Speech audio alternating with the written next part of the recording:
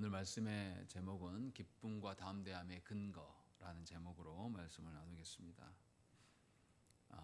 바울에게 빌립보 성도들은 하나님의 역사하심의 증거입니다. 또 복음의 열매입니다. 그래서 바울은 빌립보 성도들로 인하여서 위로를 받을 수 있었어요. 그래서 감옥에 갇혀 있음에도 불구하고 자신의 처지를 놓고 기도한 것이 아니라 빌립보 성도들의 열매된 빌립보 성도들의 성숙함을 강건함을 위하여서 기도하였다고 우리는 앞서서 말씀을 보았습니다.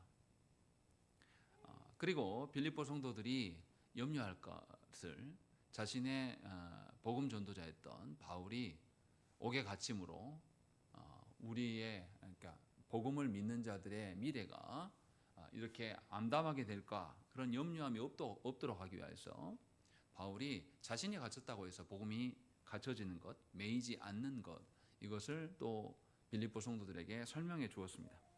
이처럼 바울은 빌립보 성도들에게 매우 큰 기쁨이 있었던 것을 우리는 알 수가 있어요. 그런데 우리가 지난번에 읽었던 앞선 본문에 뭐가 나오냐면 빌립보 성도들이 그렇다면 모두가 바울을 존중하고 바울의 복음 사역을 다 이해하고 동참했는가라는 거죠. 그렇지 않았다라는 것이죠. 15절과 17절을 보시면 어떤 이들은 투기와 분쟁으로 어떤 이들은 착한 뜻으로 그리스도를 전파하였는데 이들이 이렇게 투기와 분쟁으로 했던 이유가 17절에 그들은 나의 매임에 괴로움을 더하게 할 줄로 생각하여서 순수하지 못하게 다툼으로 그리스도를 전파했다라고 말씀하고 있습니다. 그러니까 빌립보 성도들 전체가 바울의 그 복음 전파에 순전한 마음으로 동참한 것은 아닙니다. 바울을 괴롭게 하려고 투기와 분쟁의 방식으로 복음 전파에 참여한 자들도 있었다라는 것이죠. 그러니까 빌립보 성도들을 생각하면 어떤 마음이 들 수밖에 없냐면 기쁜 마음도 한편으로 있지만 다른 한편으로는 자신을 대적하는 일로 인하여서 괴로울 수가 있습니다. 저도 부교육자 때 대부분의 성도들이 좋은데 저를 대적하는 소수의 몇몇의 사람들로 인하여서 잠을 못 잘 때도 있었습니다. 너무 분해서. 그런데 바울은 이상할 정도로 이러한 사람들이 속해 있는데도 불구하고 이것을 바울이 모르고 있는 것도 아니고 알고 있습니다. 더군다나 바울이 지금 어떻게 하고 있냐면 로마의 복음이 더 완만하게 전해지기 위해서 예루살렘에서 이 이스라엘 땅에서 재판을 받으면 될 터인데 의도적으로 나는 황제에게 재판을 받겠다 해서 지금 로마에 옥에 갇혀 있어요. 그러니까 자기가 로마 시민권으로 인하여서 옥에 갇히지 않고 재판받지 않아도 될 터인데 의도적으로 로마에까지 와 있는 것이고 옥에 갇혀 있는 상태예요. 그렇게 복음을 위하여서 바울이 헌신하고 있는 상태인데도 불구하고 바울을 괴롭게 하는 자들이 교회 안에 있었다라는 것이죠. 빌립보 교회는 비교적 선하고 착한 교회라고 알려져 있지만 이 교회조차도 그러한 자가 있었다라는 것이죠. 그럼 바울의 심령이 얼마나 괴로웠겠습니까? 그 바울이 자신을 괴롭게 하기 위해서 그리스도를 어떤 경쟁적으로 질투함으로 복음을 전했던 자들이 있었다라고 지난 본문에 말을 했고 이제 오늘 본문에는 그러면 바울이 그런 사람들에 대해서 어떻게 대하고 있는가가 나타납니다. 바울의 심경이 어떠했는지가 오늘 본문에 잘 드러나 있습니다. 그러면 18절 한번 보시겠습니다. 우리 한번 읽어보겠습니다. 천천히 읽겠습니다. 시작.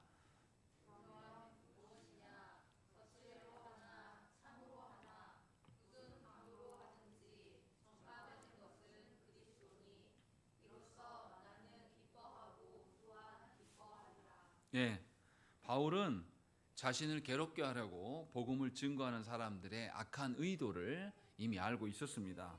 그런데 바울은 문제가 되지 않는다라고 말하는 것이죠.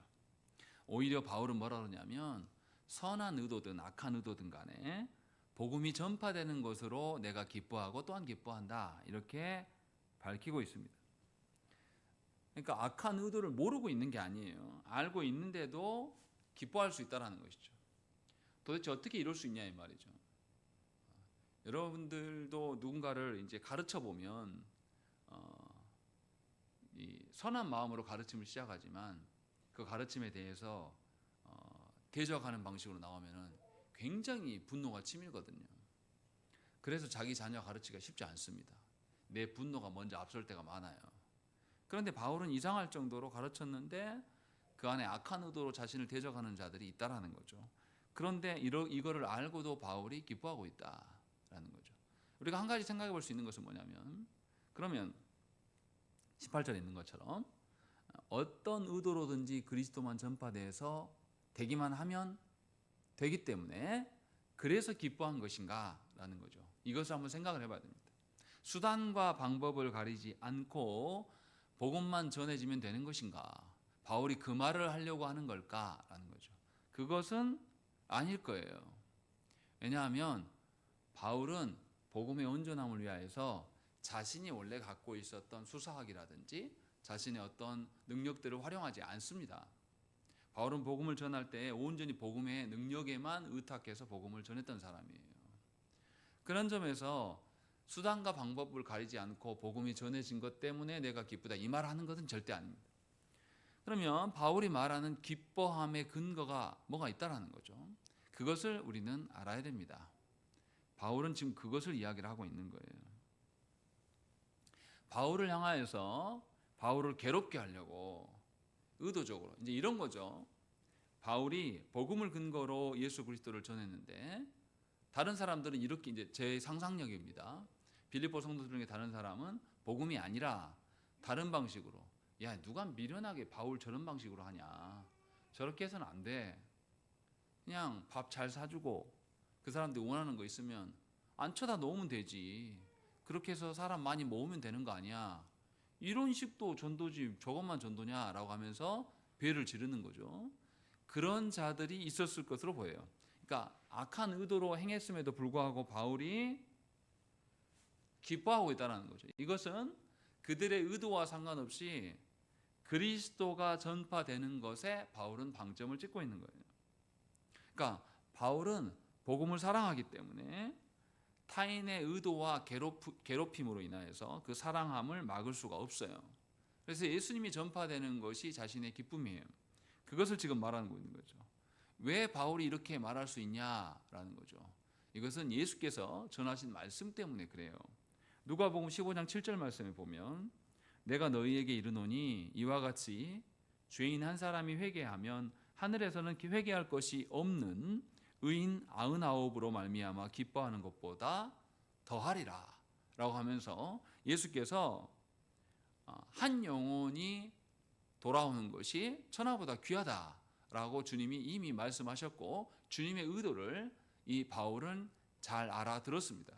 그래서 그리스도가 전파되면 그리스도가 전파됨으로 인하여서 한 영혼이 주께 돌아오는 일이 있게 되고 이것이 성부 하나님의 기쁨이 된다라는 것, 이것을 예수께서 가르쳐 주셨고 이것이 바울에게도 남아있다는 것이죠. 그러니까 성부께서는 한 영혼을 돌이키기 위해서 당신의 아드님을 내어주셨고 그 아드님이신 예수님도 성부의 의중을 알았기 때문에 자신을 내어주시는 방식으로서 영혼을 돌아오는 일에 힘썼다는 것이죠. 그러니까 바울은 그냥 원래 자신이 좋아하는 기쁨의 방식에 서 있는 것이 아니라 주님이 기뻐하시는 그 방식에 동참하고 있는 거예요. 그러니까 기쁨의 방식까지도 바울은 바꿨어요. 예수께서 자신을 버림으로 말미암아 성부의 기뻐하심에 순종하셔서 그 기쁨에 참여하신 그 방식을 바울도 자신이 드러나고 자신의 목적 달성, 자신의 뜻대로 되어지는 인생으로 살아가는 그 기쁨이 아니라, 이것은 세상 사람들이 말하는 기쁨이에요. 그 기쁨에 참여하는 것이 아니라 예수께서 보여주시는 그 기쁨에 동참하고 있었기 때문에 예수님이 전파되는 것이 기쁨이 된 겁니다. 그러니까 예수 믿는 사람들에게 드러나야 될 기쁨이라는 것은 이런 성격의 것이에요. 원래 예수 믿기 전에 타락한 본성을 가진 우리들의 기쁨은 뭐냐면 내가 드러나는 거예요. 내 뜻대로 되어지는 겁니다. 또 내 소원대로 이루어져 가는 것, 이것이 우리의 기쁨의 근거입니다. 그런데 바울이 말하는 기쁨은 뭐냐면 주님의 기쁨의 방식에 참여함으로써 느끼는 기쁨이에요. 그러니까 자신의 뜻대로 되어지지 않아도 괜찮습니다. 자신이 조금 오해받아도 괜찮고 자신이 복음을 전하는데 자신이 복음 전하는 것에 대해서 반대자들이 나타나도 반대자들로 인해서 자신의 괴롭힘 당함과 예수님이 드러나게 되는 것은 별개의 문제가 되는 겁니다. 자기가 조금 오해를 받고 자기가 무시를 당해도 복음이 드러나는 것, 예수 그리스도께서 드러나는 것, 그래서 영원히 하나님께 돌아올 수 있는 길이 열려지는 것이 바울의 기쁨의 근거가 된 겁니다. 그래서 자신이 대접받지 않아도 바울은 상관이 없어요. 그러니까 수단과 방법을 가리지 않고 복음만 전하면 된다 이 말을 하는 게 아니라 바울이 기쁨은 뭐냐면 분쟁과 시기로 인하여서 되어지더라도 그리스도께서 전파될 수 있으면 자신은 그 시기와 질투와 오해도 받을 만하다. 자신이 오해를 받아도 주님이 드러나는 것이 주님의 방식의 기쁨이다. 그래서 나는 즐겁다. 이 이야기를 하고 있는 거예요. 왜 이렇게 말할 수 있냐면 사도행전에 보면 유대인들이 모여서 뭘 작심합니까? 유대인들이 모여서 40명이 모여가지고 뭐 하냐면 내가 사도 바울을 죽이기 전까지는 절대 먹지도 마시지도 않겠다 라고 하는 작당 모의를 합니다. 그게 사도행전 23장에 나타나요. 생각을 해보십시오. 여러분들을 죽이려고 한 명도 아니고 40명이 금식하기로 결의를 했어요. 그리고 이 소식이 들려왔습니다. 그럼 얼마나 무섭겠습니까? 한 명도 아니고 40명의 사람들이 너 죽여버리겠어. 너 죽이고 나서야 내가 금식을 중단하겠다. 알 정도로 그런 위협이 있었다는 것입니다. 그런데 바울이 이런 소리를 듣고도 그 두려움에 휩싸이지 않았어요. 왜냐하면 그리스도께서 드러내신 성부 하나님의 뜻이 이루어지는 방식의 그 기쁨에 바울이 참여하고 있었기 때문에 바울은 그 기쁨으로 그 두려움을 이겨낼 수가 있는 것이죠. 그것을 지금 말하고 있는 겁니다. 그래서 바울은 두려움 가운데서 지금 이 말을 하고 있는 게 아니에요. 너희 중에 몇몇이 나를 괴롭히려고 하는데 내가 분해서 내가 잠을 못 자겠다. 옥에 갇혀서 내가 그래서 괴롭다 말하는 게 아니라 그렇게 해도 상관없다. 왜냐하면 그리스도가 드러남으로 말미암아서 나에게 기쁨이 있는 것이기 때문에 이러한 기쁨을 지금 바울이 말하고 있는 것입니다. 정리하면 18절에서 우리가 볼 수 있는 것은 뭐냐면 우리에게 있어야 될 기쁨의 성격이 무엇인가를 알아야 된다는 것입니다. 우리에게 드러날 기쁨의 출처는 삼위 하나님으로부터 인한 기쁨이에요. 여러분들의 처지와 상황에 따른 기쁨이지 않다라는 것입니다. 그러나 대부분의 조국교회 성도들이 기쁨의 출처를 어디다 두냐면 자신에게 둡니다. 이것은 소리문답 1문도 인정하지 않는 꼴이에요. 소리문답 1문이 뭡니까? 사람의 제일 되는 목적이 무엇이냐? 사람의 제일 된 목적은 하나님을 영화롭게 하고 영원토록 하나님을 즐거워하는 겁니다. 하나님을 즐거워하는 기쁨 속에서 살아가는 것이 사람의 합당한 용도다라고 말하고 있어요. 근데 우리는 그것조차도 인정할 줄 모릅니다. 그래서 우리의 기쁨의 출처가 하나님이 아니에요. 언제나 우리의 기쁨의 출처는 누굽니까? 나예요, 나. 이것이 전환되지 않으면 결단코 기쁨의 삶을 살아갈 수 없다고 지금 바울은 말하고 있는 겁니다.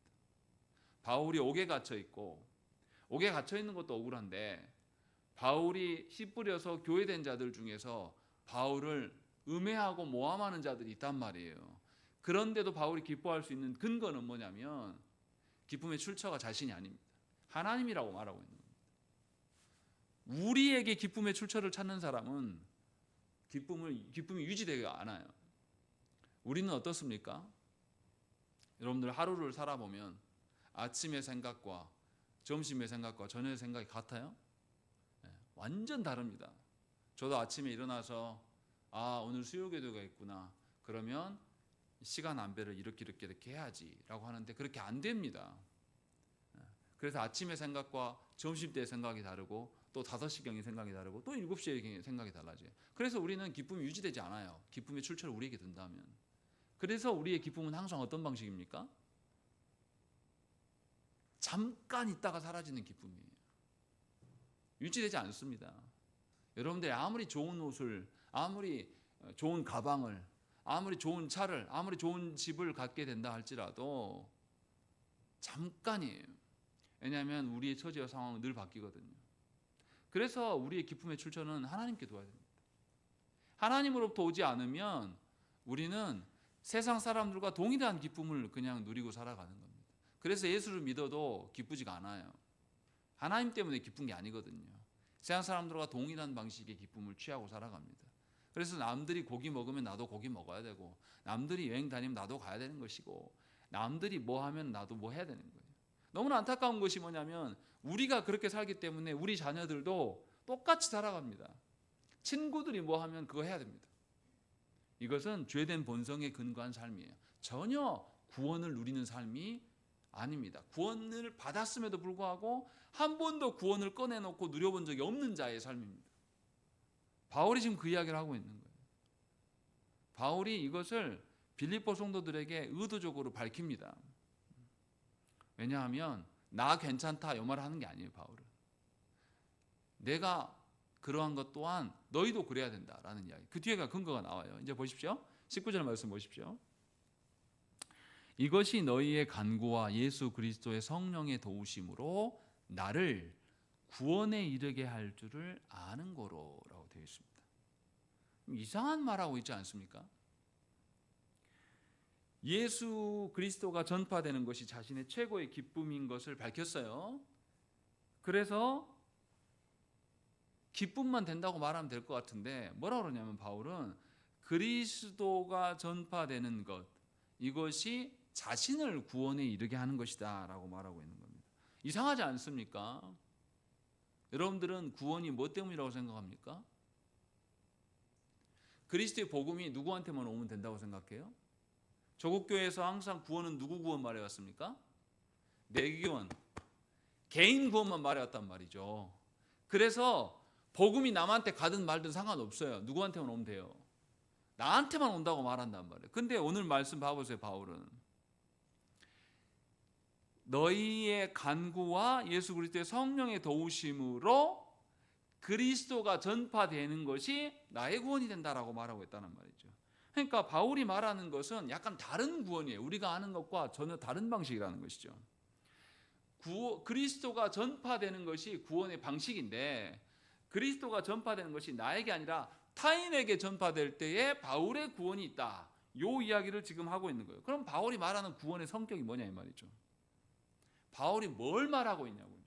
한국 교회에서 말하는 식으로 개인 구원 말하는 사람이라면 이 구절이 말이 안 되는 이야기예요. 남에게 그리스도 전파되든 말든 뭔 상관이에요. 이미 바울은 나는 알고 있는데 나만 알면 그만인데 그래서 우리가 남에게 전하지 않지 않습니까? 나만 알면 그만이에요. 그래서 성도들이 어떻습니까? 성경을 알아도 자기만 알아먹을 정도만 아는 것이지 누구한테 가서 가르쳐라 전해라 하는 정도로 몰라요. 그렇게 하려고 하지 않습니다. 말씀을 가르치려고 배우는 사람과 말씀을 나만 먹고 말겠다는 사람의 입장은 완전 다릅니다. 말씀을 가장 제대로 배우는 것은 누구를 가르치려고 배우는 겁니다. 그러면 말씀이 내 머릿속에만 박혀 있는 게 아니라 내 입으로 내 삶으로 시인될 수밖에 없는 거죠. 바울은 이런 다른 방식의 구원을 말하고 있는 겁니다. 여기서 우리가 생각을 해봐야 돼요. 바울은 자신을 괴롭게 하는 의도로 복음을 전파되는 것도 기뻐했습니다. 다시 말하면 바울은 하나님의 섭리를 믿는 사람이에요. 하나님께서는 어떤 거를 사용하십니까? 하나님께서 선한 자와 악한 자 중에 누구를 사용하십니까? 하나님은 둘 다 사용하십니다. 하나님은 선한 자만이 아니라 악한 자도 사용하십니다. 무슨 말이냐면 바울이 말씀 속에 가만히 보면 그들이 거칠애로 복음을 전하든지 선한 마음으로 복음을 전하든지 전파되는 것은 누구라고 말하고 있어요? 그리스도라고 말하는 거예요. 다시 말하면 하나님께서 거칠애로 복음을 전한 자들이나 선한 마음으로 복음을 전한 마음이나 둘 다를 사용하셔서 그리스도를 전파하고 있다고 말씀하는 겁니다. 다시 말하면 하나님의 섭리를 믿고 있어요. 그러나 이건 달라요. 거칠애로 복음을 전한 자가 하나님의 사람일 리는 없어요. 예수께서 십자가에 달리시기 위하여서 누가 필요했습니까? 가룟 유다와 빌라도의 역할이 있는 겁니다. 그렇다고 해서 그들이 하나님께 쓰임 받았으니까 구원 받은 자라고 말할 수 있습니까? 그렇지는 않아요. 하나님께서는 우리의 연약함도 우리의 악함도 사용하실 수 있는 하나님이셔요. 아무리 우리가 악한 의도로 하나님의 뜻대로 해보려면 해보시오 라고 하는 방식으로 이렇게 서 있다고 해서 그것이 하나님의 길을 막을 수 있는 것이 아니라는 것이죠. 바울은 이 사실을 알고 있습니다. 그래서 로마서 8장 28절 말씀에 우리가 알거니와 하나님을 사랑하는 자 곧 그의 뜻대로 부르심을 입은 자들에게는 모든 것이 합력하여 선을 이루느니라 이렇게 말씀하고 있는 것입니다. 바울은 불의하고 악한 자들까지도 그들이 나를 해롭게 하고 나를 괴롭게 할지라도 하나님께서는 선하게 사용하실 수 있는 분이시기 때문에 하나님의 뜻만 이루어지면 자신은 안전하다고 말하고 있는 겁니다. 바울의 구원관념은 바로 이런 거예요. 하나님께 구원을 누리고 있다는 것은 뭐냐면 하나님께서 다스리심을 내가 인정하는 거예요. 내가 복음 때문에 조금 오해를 받고 하나님의 성도로서 살아가는 데 있어서 사람들로부터 외면당할지라도 상관이 없어요. 왜냐하면 하나님의 뜻대로 될 거기 때문에. 하나님의 뜻은 하나님의 사랑하는 자녀들을 하나님 나라로 인도하실 하나님의 뜻이에요. 변함이 없어요. 그래서 바울은 그것으로 인하여서 복수하는 일에 힘쓰지 않습니다.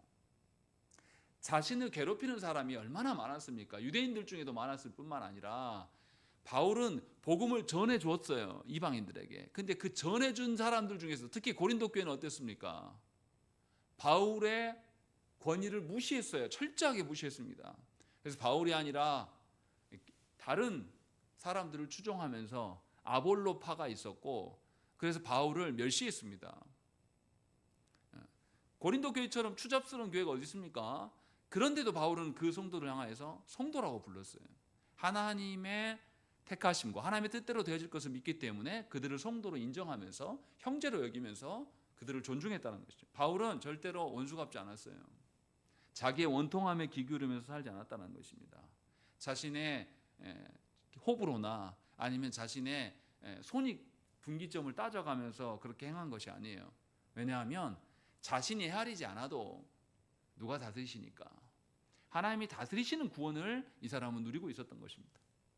그러니까 예수 믿는 사람들이 자신의 뜻이 관철되지 않는다고 해서 복수하는 방식으로 아니면 세상의 무력의 방식으로 세상의 힘의 방식으로 행하는 것은 누구를 무시하는 겁니까? 하나님의 다스리심을 부인하는 겁니다. 오늘도 어떤 광주의 어떤 큰 교회에서 우리 교회에 2월 22일 날 저희 집회한다고 나오라고 이 현수막을 포스터를 주고 갔어요. 그리스도인들이 세상에 국가나 정치가 하나님 뜻대로 되지 않는다고 해서 세상의 방식대로 무턱대고 하는 것이 옳지 않아요. 그런데도 우리는 그것에 익숙합니다. 우리 한국 정치가 아주 독재적이고 더러웠기 때문에 이것을 막아서기 위해서 우리는 길바닥에 나가서 민주화를 이룬 나라긴 해요. 그래서 그 방식, 길바닥에 나가서 뭔가 데모하고 하는 방식이 익숙한 사람들이에요. 그런데 교회에도 똑같이 그래야 되는가? 이것은 하나님의 다스리심을 인정할 줄 모르는 겁니다. 바울은 분명히 그렇게 행하고 있지 않아요. 하나님의 다스리심을 인정하기 때문에 다른 구원을 말하고 있는 겁니다. 그리고 두 번째로 바울은 구원을 누리고 있습니다. 그래서 18절에 보면 나는 기뻐하고 또한 기뻐한다 라는 거죠. 인간적으로 봤을 때 기뻐할 근거가 없어요. 바울을 음해하고 있고 바울을 괴롭게 하기 위해서 더러운 방식으로 복음을 전하는 그런 사람들이 있는데 어떻게 기뻐할 수 있습니까? 또 옥에 갇혀 있어요. 그런데 바울은 기뻐하고 있다는 것입니다. 왜 그러냐면 자신의 구원의 근거를 누구로 찾은 것이죠? 그리스도에게서 찾았다는 거죠. 자신의 처지를 놓고 구원을 말하지 않았단 말이에요. 우리는 예수를 믿는다고 하면서 하나님 나라를 믿는다고 하면서도 우리는 땅의 나라, 이 땅에서 내 처지를 가지고 눈물바람을 흘린단 말이에요. 하나님, 나는 내 마음을 알아주는 사람도 없습니다. 나는 이 땅에서 돈도 없어요. 나는 이 땅에서 권세도 없습니다. 그것을 근거로 산에 중례하는 것은 하나님으로부터 근거한 삶을 살지 않기 때문이에요. 바울은 분명하게 뭐냐면 기쁨의 출처를 그리스도께서 찾은 것처럼 구원의 출처를 그리스도로 찾고 있습니다. 자신에게 찾지 않아요. 그래서 바울은 그리스도가 전파되는 것, 그리스도가 이 땅에 편만하게 전파되어서 온 이방인들까지 주 앞에 나아오게 될 때 누가 오신다고 했습니까? 예수께서 다시 오실 것이다 라는 것을 구약의 선지자들이 계속 예언했습니다. 그것이 우리에게 아직 남겨진 예언이 아직 이루어지지 않은 예언이란 말이죠. 이 사실을 아는 사람이면 그리스도께서 전파되는 것이 누구의 구원의 성취예요? 내 구원의 성취가 되는 것입니다. 그래서 바울은 그리스도가 전파되는 것이 곧 나의 구원의 확정이다, 나의 구원의 근거다라고 말하고 있는 거예요. 본인은 옥에 갇혀 있고 빌립보 성도들한테 뭔가 오해를 받고 있음에도 불구하고 놀라운 것은 빌립보 성도들 안에 복음의 열매가 있습니까 없습니까? 있어요. 복음의 열매가 드러나고 있고 그리스도의 그 복음의 씨앗들이 그들에게 전파되어서 변화됨이 나타난 것이죠. 그래서 바울은 자신에게 주신 하나님의 구원을 이미 누리고 있다고 말하고 있는 겁니다. 다시 말하면 저와 여러분들에게 주신 하나님의 구원은 이런 게 아니에요. 마치 버스 티켓처럼 나 옛날에 예수 믿고 어떤 수련회 가가지고 은혜 받아요. 그때 많이 눈물 쏟고 울었어. 그래서 나의 구원은 따놓은 당상이야 해놓고 이 티켓을, 우리는 버스 기차표 KTX표 끊으면 어떻게 합니까? 여러분들 KTX표 핸드폰으로 이렇게 끊은 다음에 타기 전까지 계속 보고 또 보고 이 티켓을 계속 꺼내 들으면서 보면서 막 즐거워하고 기뻐합니까? 그런 사람 한 명도 없어요. 티켓 딱 끊어놓고 어떻게 합니까? 쳐다보지 않아요. 언제 봅니까? KTX 타기 직전에 몇 시였지? 좌석이 얼마였지? 딱 그 직전에 본다면 구원을 이렇게 보는 분들이 많아요. 나 구원은 예전에 하나님께 은혜 받았을 때 기도원에서 엄청 눈물 콧물 다 빼고 했을 때 그때 한번 경험하고 계속 감춰두고 삽니다. 아무것도 관심 없이 구원은 그냥 뒤에 박아두고 세상의 방식으로 살아가면서 나중에 이제 주님 앞에 서기 직전에나 해야지 라고 하는 이런 방식의 구원. 그러나 바울은 그 구원을 말하고 있지 않아요. 그리스도께서 전파돼서 한 영혼이 하나님께 돌아올 때마다 자신의 구원이 확증되어져 감을 깨닫고 있는 겁니다. 그래서 바울은 지금 구원을 누리고 있는 사람이에요. 바울의 처지를 생각해 보십시오. 바울이 지금 재판을 받기 위해서 옥에 갇혀 있습니다. 재판의 결과가 어떻게 나올지 몰라요. 만약에 여러분이라면 그 재판의 결과가 사형으로 나오면 어떻게 할 겁니까? 그래도 기뻐할 수 있습니까? 근데 바울은 아직 재판의 결과가 어떻게 떨어지는지 모르는데도 뭐라고 하냐면 자신의 구원이 이루어지는 것, 복음이 전해져서 자신의 구원이 확증되어진 것을 나는 보고 있다, 이 이야기를 하고 있는 겁니다. 그러니까 바울은 구원을 누리는 사람입니다. 여러분도 여러분들의 구원을 어디 지갑에다가 어디다 깊이 보관하고 덮쳐도 살면 안 돼요. 늘 꺼내놓고 발견하고 확인해야 되는 겁니다. 그것은 복음을 전하는 자, 복음을 전해지는 현장에 있는, 말씀이 전해지는 그 현장에서 살아가는 자만이 누릴 수 있는 거예요. 이것이 값진 겁니다. 세 번째로, 바울에게 구원은 그리스도의 몸으로서의 구원이에요. 무슨 말입니까? 우리가 교회 되게 하신 이유가 무엇입니까? 내 구원만 보고 살아라고 교회 되게 하신 게 아닙니다. 교회는 누구의 몸입니까? 그리스도의 몸이에요.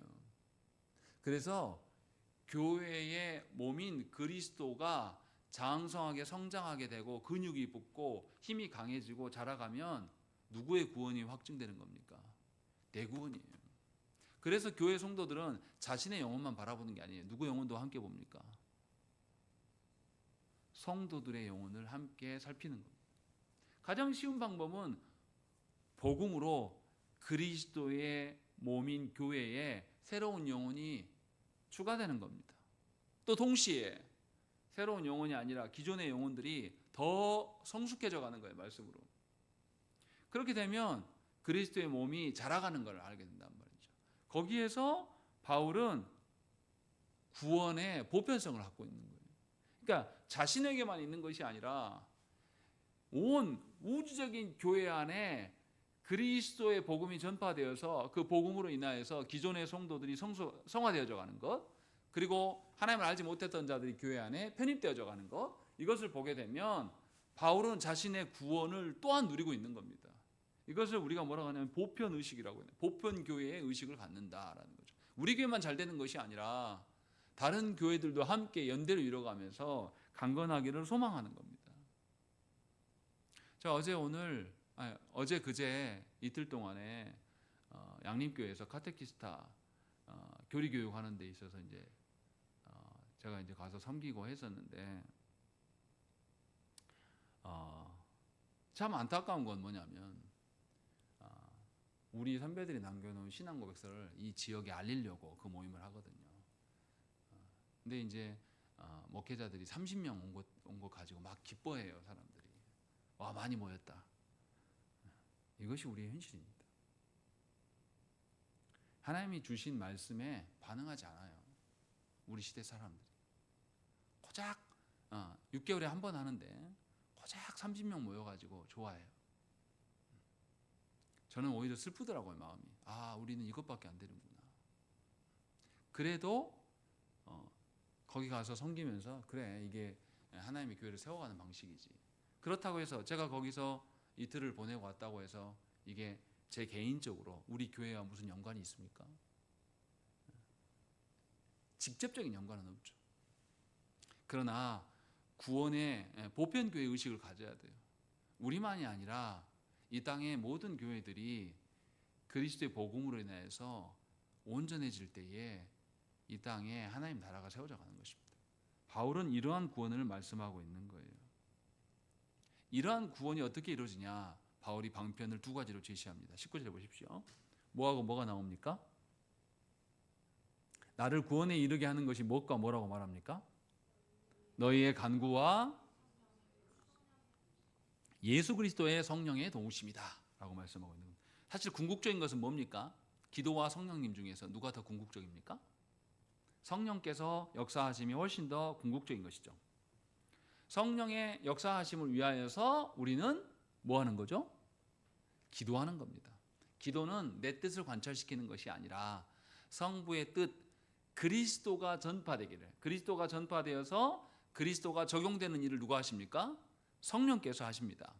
그 일을 우리가 할 수 없기 때문에 성령께서 역사하셔서 하나님의 섭리가 우리 가운데, 하나님의 뜻이 우리 가운데 이루어지기를 소망하고 바라는 것이 우리의 기도가 되는 것입니다. 다시 말하면 우리의 기도는 하나님의 구원 역사와 연결되어 있는 것이 우리의 기도가 되는 것이지, 내 소원풀이 하는 것이 기도가 아니에요. 그것은 이방인들이 하는 기도입니다. 이방인들은 항상 자기 소원 빌려고 하나님께 나와요. 자기 뜻대로 되어져야지 기분이 좋아요. 이것은 하나님과 아무런 상관없는 기도입니다. 바울은 지금 그렇게 이야기하고 있는 거예요. 그래서 성령님의 역사와 성령께서 그리스도께서 성취하신 그 구원의 은혜를 우리한테 적용시키지 않으면 우리는 절대 누릴 수 없습니다.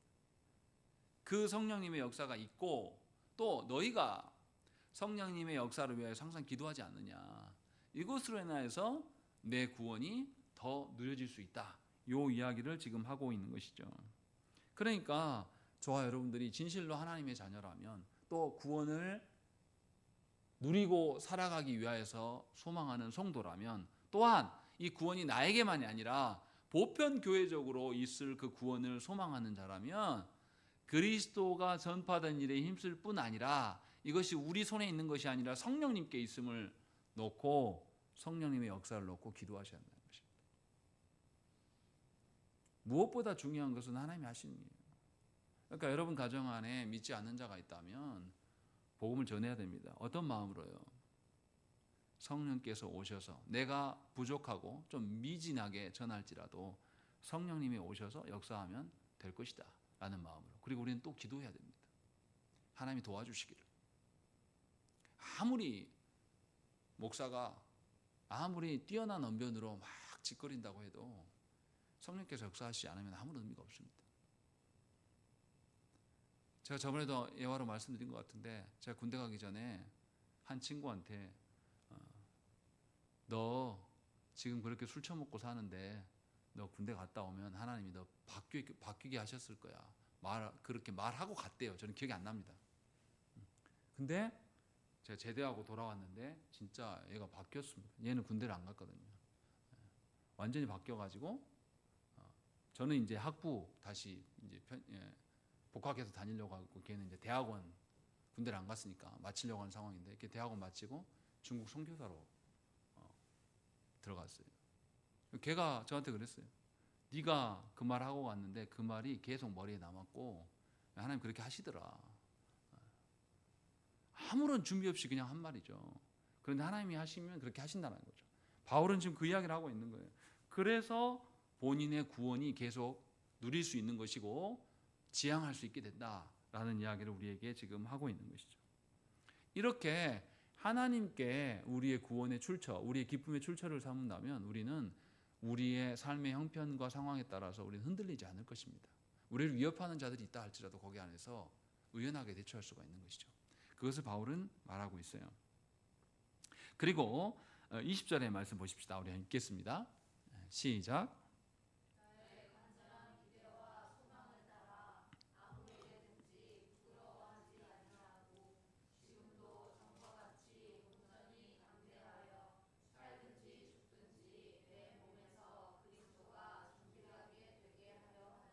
예, 바울이 이렇게 자신의 구원의 출처, 기쁨의 출처가 그리스도께 있다라고 밝혔는데 그 밝힌 결과가 무엇이냐? 자신의 삶의 태도가 달라졌다고 말하고 있는 거예요. 그래서 20절에서 뭐라 그러냐면 나의 간절한 기대와 소망을 따르기 때문에 어떤 일에도 부끄러워하지 않는다. 이 이야기를 하고 있는 겁니다. 바울은 빌립보 교회의 지도자입니다. 또 다른 교회의 지도자이기도 해요. 그런데 이 지도자가 감옥에 갇혀있다고 생각을 해보십시오. 세상의 논리로 생각하면 감옥에 갇혀서 재판을 앞두고 있는 지도자를 누가 인정하겠습니까? 존중하지 않겠죠. 그래서 어떤 당에서는 항상 그러지 않습니까? 전과 몇 번 하면서 상대를 이렇게 핍박하잖아요. 그런 식으로 헐뜯지 않습니까? 이거는 세상 방식으로 보면 사회적으로 보면 부끄러워할 만한 일이에요. 근데 바울은 이러한 일에 개념치 않습니다. 왜냐하면 자신은 상관없어요. 자신은 너덜너덜해져도 상관없습니다. 누구만 드러나면 됩니까? 그리스도만 드러나면 돼요. 그리스도께서 자신의 구원과 기쁨의 출처이기 때문에 그리스도만 존귀 여김을 받으면 되는 것입니다. 그렇게 되기 때문에 자신에게는 부끄러움이 없다라고 말하는 겁니다. 그래서 성도들은 어떠한 죄인이라 할지라도 생각을 해보십시오. 우리가 누구한테 범죄했습니까? 하나님께 범죄한 사람들이에요. 하나님과 우리의 간극이 큽니까? 나와 이 옆 사람의 간극이 큽니까? 하나님과 우리의 간극이 커요. 나와 옆 사람은 둘 다 뭡니까? 피조물이에요. 유한한 존재입니다. 내가 이 사람한테 잘못해봤자 그냥 유한한 잘못이에요. 한계가 분명한 잘못입니다. 그런데 우리를 초월하신 무한하신 하나님께 잘못한 그 죄는 무한한 잘못이에요. 생각을 해보세요. 우리가 세상 속에서 말하는 범죄, 심한 경우에 부모가 자식을 죽인, 피조물이 피조물을 죽인 범죄와 피조물이 하나님을 향하여서 하나님과 같아지려고 하는 범죄, 누가 더 악한 겁니까? 하나님을 향한 범죄입니다. 우리끼리 어떤 극악의 범죄를 이야기한다고 할지라도 하나님을 대적하는 범죄를 넘어서는 게 없어요. 그런 범죄 가운데 놓여 있었던 우리가 예수 그리스도로 말미암아서 우리가 그 범죄에서 자유하게 되면 다른 부끄러움을 할 게 뭐가 있겠습니까? 바울은 요 이야기를 하고 있는 거예요. 그래서 바울은 어떠한 일에도 부끄럽지 않다라고 말하고 있는 거예요. 자신이 복음을 전하다가 곡해를 받고 모함을 받고 사람 또 무시받고 외면당한다고 해서 그것에 슬퍼하지 않는다는 것이죠. 히브리서 12장 2절 말씀에 뭐라고 그러냐면 믿음의 주여 또 온전하게 하시는 이인 예수를 바라보자. 그는 그 앞에 있는 기쁨을 위하여 십자가를 참으사 부끄러움을 개의치 아니하시더니 하나님 보좌 우편에 앉으셨느니라 라고 되어 있습니다. 예수께서도 하나님 보좌 우편에 그 영광스러운 자리에 앉기 전에 어디에 오르셨습니까? 수치의 극한인 십자가에 오르셨어요. 왜 십자가가 수치입니까? 십자가에서 무슨 일이 일어났습니까? 아담이 하나님께 범죄한 그 무한한 그 범죄가 십자가에서 폭로된 현장이에요. 우리끼리 범죄하고 어쩌고저쩌고 했던 그런 범죄보다 비교할 수 없는 하나님을 향한 대적한 그 엄청난 그 부끄러움, 그 수치의 모든 것이 십자가에 있었습니다. 그리고 예수님은 그것을 견디고 난 이후에야 하나님 보좌 우편에 앉는 영광의 자리로 가셨어요. 주님도 영광에 이르기 위해서 수치의 과정을 겪으셨단 말이죠. 우리는 그런 과정 안 겪습니다. 주님이 이미 다 하셨기 때문에. 우리는 그런 정도의 수치가 아니에요. 그냥 예수님 전하다가 사람들로부터 기분 나쁜 말 듣는 것, 예수님 전하다가 사람들하고 관계가 좀 틀어지는 것, 예수님 전하다가 내가 좀 무색해지는 것, 이런 정도의 수치란 말이에요. 그런데 이런 것도 부끄럽게 여겨서 복음을 전하지 않는다? 이 사람은 하나님께서 베푸신 구원의 은혜를 모르는 사람입니다. 아예 누려본 적도 없는 거예요. 바울이 지금 그리스도로 인하여서 자신의 기쁨의 출처가 바뀐 것의 결과물이 무엇인지 우리에게 말해주고 있는 겁니다. 부끄럽지 않다라는 거. 그 다음에 두 번째는 뭡니까? 부끄러워하지 아니하고 온전히 담대하다라고 말할 수 있는 겁니다. 예수님만 전파된다면 부끄러울 이유가 없는 것이죠. 사람들의 눈치를 보거나 자신의 몸의 손익을 따지지 않는다는 것입니다. 제가 청년 때 그 교회에 여자 전도사님이 있었어요. 그 전도사님은 정말 전도를 잘하십니다. 조폭도 가서 전도하는 분이에요. 굉장히 여리여리하고 이렇게 약간 부잣집 만화님처럼 생겼어요. 화장도 하고 예쁘게 생겼어요. 전사님이. 근데 조폭의 앞에 가가지고 무릎 꿇고 한 번만 예수님 말씀 들어주라고. 정말 그렇게 하세요. 그러니까 조폭이 어쩔 줄 몰라요. 정말로 잘 갖춰진 여성이 와가지고 자기 앞에 무릎 꿇고 한 번만 들어달라고 막 비니까. 이렇게 담대하고 부끄러워하지 않는 것들이 드러난다는 거죠. 바울이 지금 그 이야기를 하고 있는 거예요. 그렇게 해서 온전히 그리스도만이 드러나는 것이 자신의 온전한 기쁨이고 근거라고 말하고 있는 겁니다. 로마서 14장 8절 말씀에 우리가 살아도 주를 위하여 살고 죽어도 주를 위하여 죽나니 그러므로 사나 죽으나 우리가 주의 것이로다. 그리스도께 소유되었기 때문에 바울은 담대하게 살아갈 수 있다고 말씀하고 있는 겁니다. 세상 사람의 어떠한 것들을 자신을 위협해도 그리스도로 인하여서 자신은 살 수가 있어요. 그래서 바울이 그 다음에 뭐라고 합니까? 20절에 살든지 죽든지 내 몸에서 그리스도가 존귀하게 되는 것이다. 이렇게 말하는 것입니다. 다시 말하면 바울은 자신의 삶만이 아니라 자신의 죽음까지도 그리스도를 존귀하게 드러내는 도구가 된다. 도구가 될 수 있다라고 말하고 있는 것이죠. 이게 얼마나 영광스러운 일입니까? 바울은 자신의 죽음까지도 그리스도를 드러내는 도구 되기를 원하는 것이죠. 이것을 어디서 봤습니까? 바울이? 누구에게서 봤습니까? 그리스도께서 본 거예요. 그리스도는 자신의 죽음까지도 우리가 지난주에 요한복음 주일 낮 설교에서 본 것처럼 예수님은 다 이루셨음을 아신 뒤에 뭔 말 하셨습니까? 내가 목마르다. 이 목마름도 성경을 이루게 하시려고 말했다. 그리고 나서 주님이 숨을 거두셨어요. 그리고 주님의 죽으심의 현장에도 하나님의 뜻이 이루어지는 것이 계속 나타납니다. 주님은 자신의 죽음까지도, 우리는 죽고 싶을 때 못 죽지만 주님은 하나님께 드리기 위해서 숨도 거둘 수 있는 분이에요. 스스로.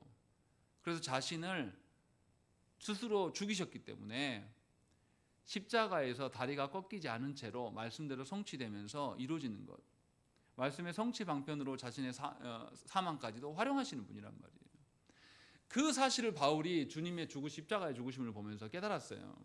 그래서 바울이 뭐냐면 사는 것뿐만 아니라 죽는 것까지도 하나님 그리스도를 드러내는 도구가 되는 것이다 라는 이 이야기를 하고 있는 것이죠. 이렇게 성도에게 주어진 삶뿐만이 아니라 우리의 죽음까지도 모두 구원의 수단이 되는 것입니다. 이것이 그리스도로 인하여서 기쁨의 출처를 삼는 자들에게 드러나는 변화예요. 죽는 순간까지도 하나님의 복음의 도구가 되기를 소망합니다 라는 그런 바울의 변화가 나타난 것입니다. 왜 바울이 이것을 강조하고 있냐면 바울이 구약 성경을 너무나 잘 압니다. 구약 성경에 나타난 이 언약 백성들이 하나님 앞에서 온전한 순종을 보였던 사람들입니까? 한 사람도 없는 거예요. 첫사람 아담과 하와는 어떻게 했습니까? 하나님과 같아지려고 하는 교만이 있었어요. 그래서 온 인류가 죄 가운데 있었던 것이고, 이스라엘 백성들 하나님께서 다 타락하여서 그 중에 한 가정을 택하셨어요. 아브라함의 가정을 택하시고 그 아브라함의 후손들로 인하여서 언약 백성 삼으셨지 않습니까? 그래서 이들이 애굽에서도 하나님께서 건져내셨어요. 그런데 하나님께 건짐을 받은 이스라엘이 어떻게 합니까? 애굽에서 나오자마자 무슨 문제로 하나님을 원망해요? 하찮은 먹고 마시는 문제로 하나님을 원망합니다. 그래서 출애굽 1세대 다 죽어요. 그리고 가나안 땅에 출애굽 2세대가 들어갑니다. 근데 출애굽 2세대들이 가나안에서 하나님께 순종하는 나라를 세우십니까? 없어요. 다윗 때만 그러고 그 뒤로는 완전히 불순종의 처참함을 보여줍니다. 계속 그렇게 살아요. 그래서 하나님께서는 그리스도를 보내셔서 다시금 행할 수 있도록 기회를 주신 거예요. 바울이 이 사실을 너무 잘 압니다. 이 유대인들이 이스라엘을, 자기의 선조 이스라엘을 보면서 굉장히 긍지를 가진 사람들. 근데 이스라엘이 하나님 앞에 하는 걸 보면 긍지를 가질 것이 하나도 없어요. 그래서 바울이 그리스도만 우리의 긍지가 됨을 이런 식으로 표현하고 있는 거예요. 그래서 죽든지 살든지 그리스도가 존경이 되기를 원한다라는 것. 그리고 거기 보면 지금도 20절 보십시오. 지금도 전과 같이 이렇게 되어 있는 것이죠. 무슨 말입니까? 부끄럽지 않고 담대하게 그리스도만에 따라서 우리가 달려있다라는 것, 이것이 언제나 그래야 된다라고 말하고 있는 거예요. 한결같이 그래야 된다는 것을 우리에게 보여주고 있는 것이죠.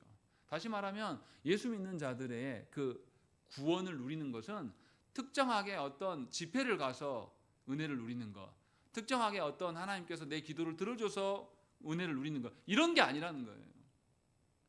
항상 한결같이 삶 가운데서 그리스도가 드러남으로 인하여서 구원을 누리는 것이 구원받은 자의 삶이라고 지금 우리에게 말씀하고 있는 것이죠. 그래서 마지막 21절에 뭐라고 말씀합니까? 우리 읽겠습니다. 시작.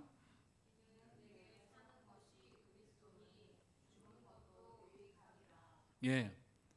놀랍게 사도 바울은 뭐냐면 내가 그리스도 때문에 살게 되고 살아가고 있는데 죽는 것 역시도 그리스도를 통하여서 더 이상 죽음은 끝이 아니라 부활의 전초예요. 그래서 죽는 것도 유익하다라고 말하면서 자신의 죽음까지도 죄에 결박된 결과, 그 사망에 짓눌리는 것이 아니라 그리스도로 인하여서 새로운 변화가 일어나는 시작점으로 보고 있기 때문에 이렇게 말씀하고 있는 것입니다. 우리는 여기서 기억해야 돼요. 우리의 기쁨의 출처가 무엇인지를 점검하셔야 됩니다. 또 우리의 담대함의 근거가 무엇인지를 살펴봐야 돼요. 여러분들의 담대함의 근거가 여러분들의 계좌에 들어있는 금액이라면 여러분들은 그리스도인이 될 수가 없어요. 하나님이 우리에게 그리스도인 되라고 구원을 베푸셨지만 하나도 못 누리는 겁니다. 여러분들의 기쁨과 여러분 담대함의 출처가 하나님이 아니라 우리가 사랑하는 누구, 우리의 어떤 다른 어떤 물질, 어떤 다른 것에 있다면 저와 여러분들은 구원을 누리고 살아가는 것이 아닙니다.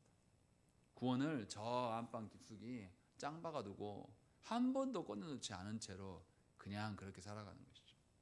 그러다가 예수께서 우리를 부르신다면 우리가 빈손 두고 갈 수밖에 없는 겁니다. 분명하게 이 사실을 알아야 돼요. 너무나 안타까운 것은 뭐냐면 조국교회의 현실이 어떻습니까? 교회가 교회답지 않아서 문제인 거예요. 성경에도 나오지만 누가 하나님의 사람이 나타나기를 기다립니까? 피조물 전체가 하나님의 사람이 나타나기를 드러납니다. 하나님께서 저와 여러분들을 하나님의 사람으로 택한 것은 그냥 여러분들 잘 먹고 잘 싸게 하신 것이 아니에요. 여러분들을 통하여서 사람만이 아니라 온 우주 만물이 그리스도로 인하여서 새로워지고 있음을 알리라고. 하나님께서 아담에게 어떻게 했습니까? 피조세계를 정복하고 다스리라고 했어요. 온 피조세계 하나님의 영광이 가득하라고 하나님 명령하셨단 말이죠. 근데 아담이 실패했습니다. 근데 그 명령이 지금도 취소되지 않고 존재해요. 그래서 예수 그리스도로 말미암아서 다시 우리가 아담의 지위로 회복한 겁니다. 그것이 성도예요. 그래서 모든 피조세계가 아담의 타락으로 해서 함께 타락했기 때문에 기다리고 있는 겁니다. 그리고 이 일을 성도된 우리에게 맡겨주셨어요. 그래서 성령께서 우리를 떠나가지 않으시고 우리 안에 내주하고 계시는 겁니다. 내주하신다는 것은 함께 하신다는 거예요. 함께 하신다는 것은 하나님의 베푸신 구원을 늘상 누리고 살아가는 거죠. 바울이 말한 것이 지금도 예전처럼 한결같이 그리스도로 삼위 하나님으로 인한 기쁨과 담대함으로 살아가는 자에게 그리스도가 온전히 드러나서 그 사람만이 아니라 피조세계 전체가 하나님을 바라보게 된다라는 이야기를 우리에게 하고 있는 겁니다. 그러니까 저와 여러분들이 어떤 그리스도인으로 살아가는지 돌아보셔야 돼요. 우리는 너무나 안일합니다. 그냥 내 가정 안에 문제가 없고 내 자녀들에게 무탈하게 하는 일들 잘 되고 하면 우리는 태평합니다. 조국교회가 그러지 않습니까? 조국교회가 정말로 말도 안 되는 무참한 일들을 보이잖아요. 교회 안에서 내란을 일으킨 자가 다시 대통령 된다고 소리치는 놈들이 다 교회 사람들입니다. 어떻게 이럴 수 있습니까? 하나님께서 그 자들을 불러서 피조세계 전체가 하나님의 구원을 보게끔 하라고 불러놨는데 교회가 세상보다 더 타락해 보여요. 논리도 없고 생각도 없고 이건 기본적인 뭐도 없는 그런 존재들. 이게 교회입니다. 그런데 우리는 태평합니다. 우리만 아니면 그만이야. 우리는 안 그래. 바울이 말하는 구원의 관념으로 보면 우리는 보편교회 의식이 없어요. 그래서 기도하지 않습니다. 큰일이에요. 이 나라를 상대로 교회가 싸우고 있어요. 그래서 2월 22일 날 충장로 다 나와서 데모하자는 거예요. 교회가. 여러분들 알만한 큰 교회입니다. 이것을 버젓이합니다. 교회마다 다 인원동원 하려고 부르고. 그런데 목사들이 옷을 찢고 울부짖지 않아요. 이것을 막으려고 하지 않습니다. 그냥 태평해요. 갈 사람은 가고 아닌 사람은 아니고 이런 식이란 말이죠. 이런 우리들을 보면서 하나님께서 내가 베푼 구원이 한국교회에 있구나라고 하시겠습니까? 하나님께서 베푸신 구원을 우리가 막 누리며 온전히 그리스도가 드러나기를 소망하는 자구나라고 인정하실 수 있겠냐 이 말이죠. 우리 자신을 돌아봐야 됩니다. 우리가 조국교회 안에 일어나는 모든 일을 알 수가 없어요. 최소한 우리가 우리 주변에 있는 상황 속에서 내가 어떻게 살아가는 존재인지, 하나님 주신 구원을 내가 어떻게 누리면서 어떻게 내 주위 사람들에게 그리스도를 전파하고 드러내고 살아가는 자인지를 돌아보셔야 됩니다. 그것이 여러분들이 사는 길이에요. 여러분들의 담대함의 근거는 하나님으로부터 옵니다. 절대로 우리의 어떠함이 있지 않아요. 여러분들의 기쁨도 하나님으로부터 주어지는 것이지 이 세상의 돈이나 여러분들의 자녀나 여러분들의 건강으로부터 오는 것이 절대 아닙니다. 바울의 권면이 여러분들이 있기를 원합니다. 바울의 권면하심이 여러분들의 일상이 되기를 간절히 축원합니다. 우리 함께 기도하겠습니다.